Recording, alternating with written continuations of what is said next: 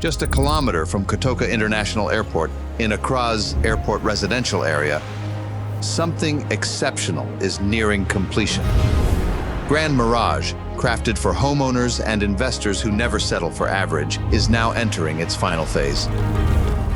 This is your June 2025 construction update. A development shaped by precision, built with care, and defined by what it offers long after construction ends. The facade, one of the most technically demanding ever built in Ghana, is nearly complete.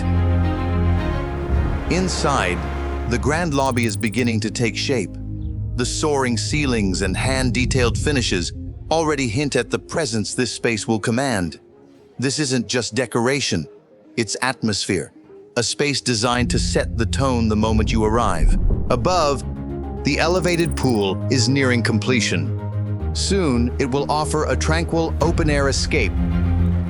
First-class balcony railings are being installed, refined in finish, reliable in structure, and aligned with the architectural language of the project. Heat and sound-insulated glass doors and aluminum frames are being fitted, carefully chosen to protect your peace and preserve your environment. Step into any apartment and you'll see it. Built-in wardrobes, measured and installed with precision.